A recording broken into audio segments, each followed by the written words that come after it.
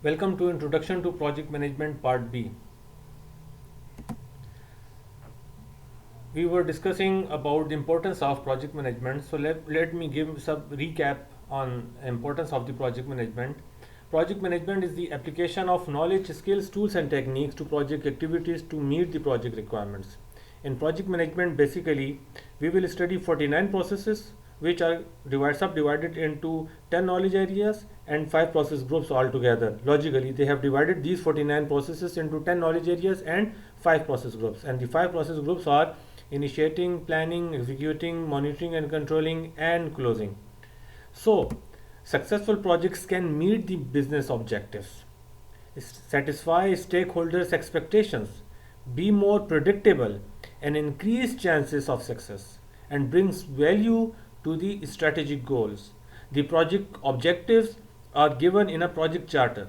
High level list of stakeholders and expectations are given in a project charter. That is the first official document of the project management. So, a poorly managed projects will miss deadlines, they will cost overruns, they will produce poor quality work and even rework, an uncontrolled expansion of the project, loss of reputation for the organization, unsatisfied stakeholders, and a failure in achieving the objectives for which the project was undertaken. There's a misconception about project management. Some people believe that if you learn and get some expertise in tools like project or primavera, you will become a project manager. There's no need to study project management. This is a basic big misconception in their minds, because your project management software cannot create a project charter for you. They cannot work, that software cannot work on feasibility report. That software cannot gather requirements from the stakeholder. Even they cannot find out stakeholders involved in the project. WBS, define scope. These statements and these documents are created by a team of the project management. What if there's a conflict going on in your team? Can a software resolve the conflict? No. So this is a basic misconception in people's mind, that if you learn these softwares you will become a project manager. So project management is a profession that is going rapidly, and you will have to study 49 processes in project management, and you will have to study and learn their inputs, tools and techniques, and outputs as well. Let's talk about what is difference between project and operational work. As I said earlier, a project is a temporary endeavor undertaken to create a unique product, service, or result. By this means, it has two properties. Number one, it is temporary and it is unique. So by temporary means a project will conclude on some date, whereas in operational work it is ongoing work. It is ongoing. It will never finish. So a program is a group of projects. Their management is coordinated because projects are related. Like here in this example, this is the example of portfolio. A portfolio refers to a collection of projects or programs and other work that are grouped together.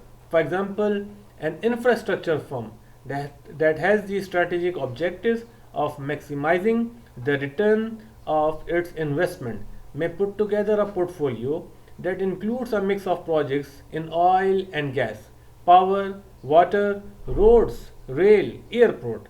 From this mix, the firm may choose to manage related projects as one program. All of the power projects may be grouped together as a power program. Similarly, all of the water projects may be grouped together as a water program. Like in this picture, you can see project 1 to project 9, followed by the operations. Project 4 and 5 is running under program number B1, and program number B1 is under program number B.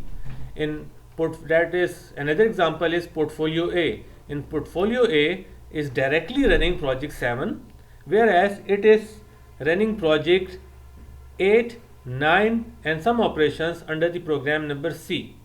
So a portfolio refers to a collection of projects or programs and other projects that are grouped together.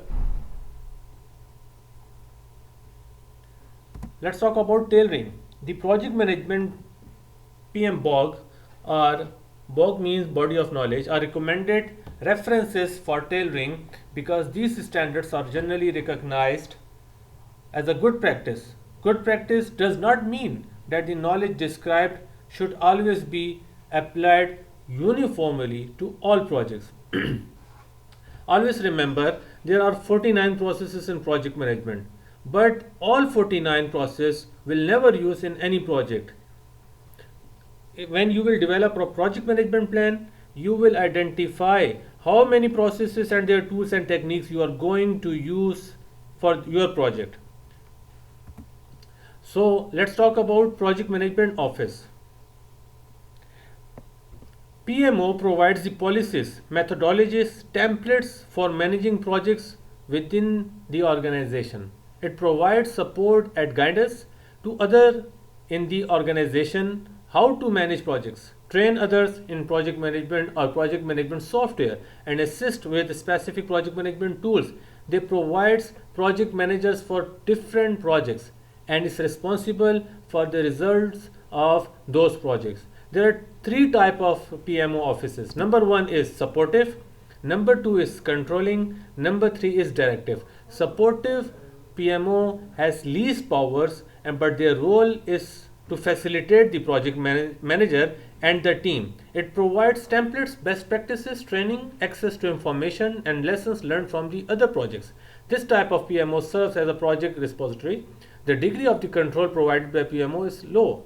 In controlling, they provide support and require compliance through various means. The degree of control provided by PMO is moderate, but in directive PMO type, they take the control of the project. They do not give enough power to the project manager. They treat their project manager as the coordinator. They give tasks, daily basis tasks, things like that, and they get reports from the project manager on daily basis. But entire control goes with the PMO office as far as directive approach is concerned.